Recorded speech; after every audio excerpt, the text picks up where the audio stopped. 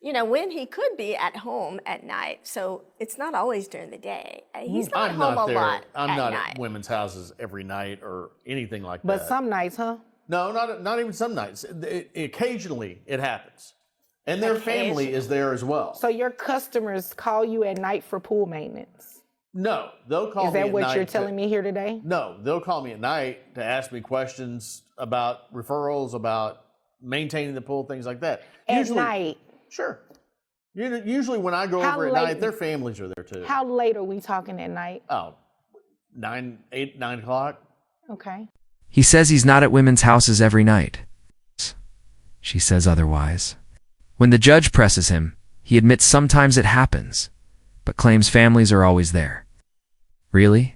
Then why are these late-night pool visits happening at all? But answer might just expose more than he's ready to admit. How late are we talking at night? Oh, 9 o'clock. Okay. That's not too late.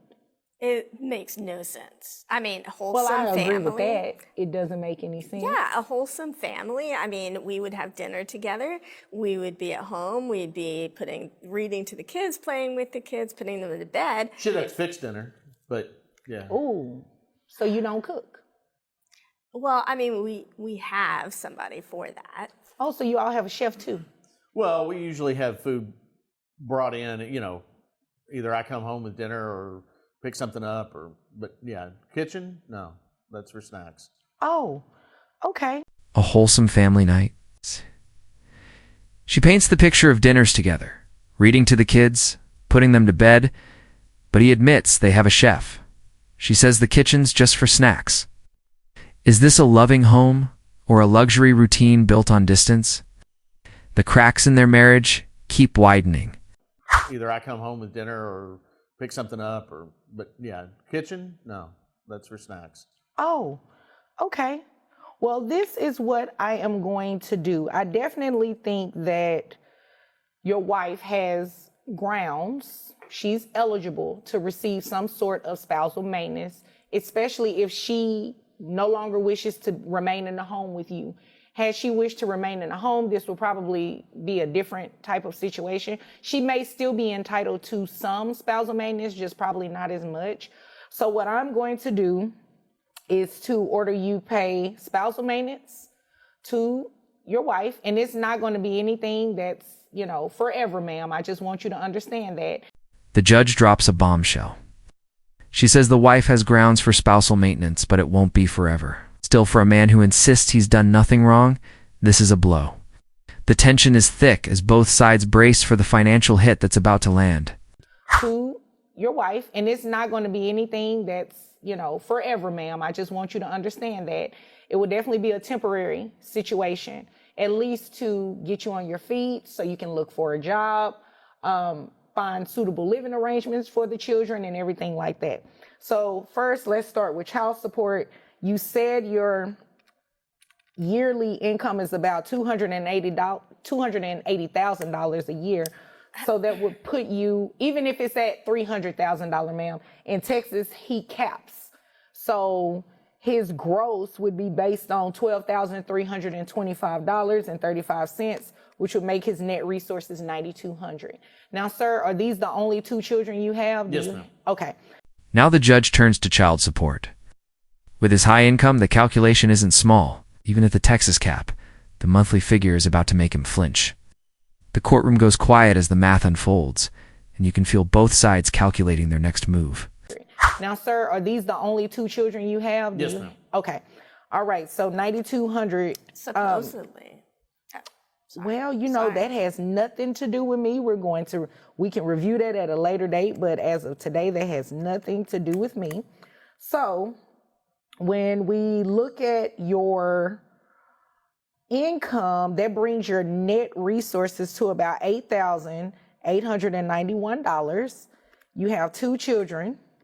So if we multiply that by 25%, that brings your child support amount to $2,222.75. The numbers are in $8,888 net resources. Two children, 25%.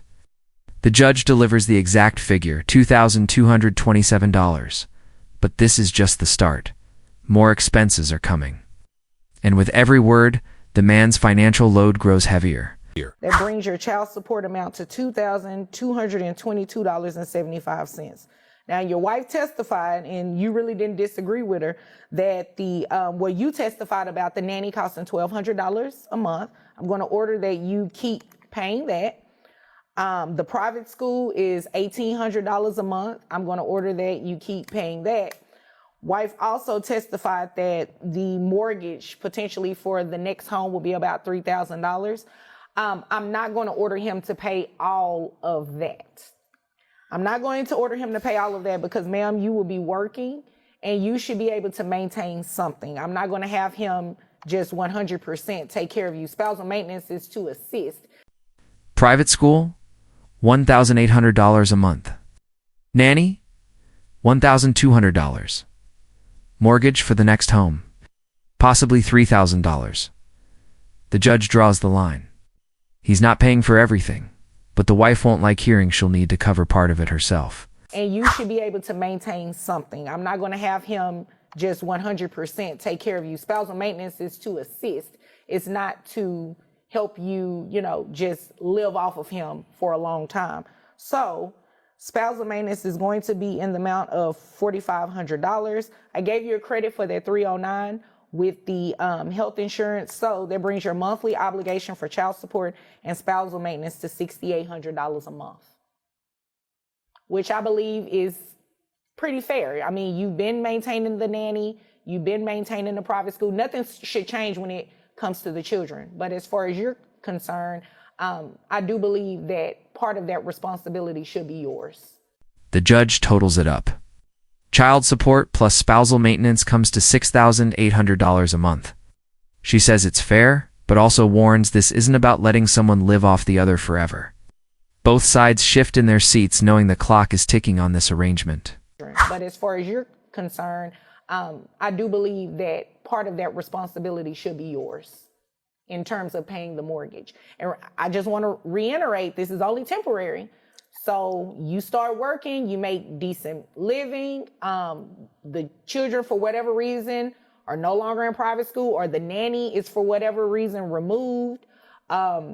He can come back and petition the court and ask for something different. And there's a high likelihood his payment of spousal support to you may be removed. So I just want to make sure I'm clear about that. So what if it takes me a year to get a job? Well, Probably take her longer than that. It's temporary. That's the message. If she's working or the kid's needs change, his payments could vanish. The wife asks, "What if it takes her a year to get a job?" The judge fires back. Shouldn't take years unless she's not even trying. The tension spikes one last time before the gavel falls. What if it takes me a year to get a job? well, Probably take her longer than that. I hope it wouldn't take you years, ma'am. At that point, you're just being spoiled, must I say. It should not take you years to find a job. If it takes you years to find a job, that means you are intentionally not actively looking for a job. And if he comes back in here, and that is the case, I will surely make sure that he stops paying you spousal maintenance. Okay? Is there anything further? No. You have any other questions, sir? No, ma'am. Okay. If there's nothing further, you all are dismissed. Thank you. You're welcome. It's temporary. That's the message. If she's working or the kid's needs change, his payments could vanish. The wife asks, "What if it takes her a year to get a job?" The judge fires back. Shouldn't take years unless she's not even trying. The tension spikes one last time before the gavel falls.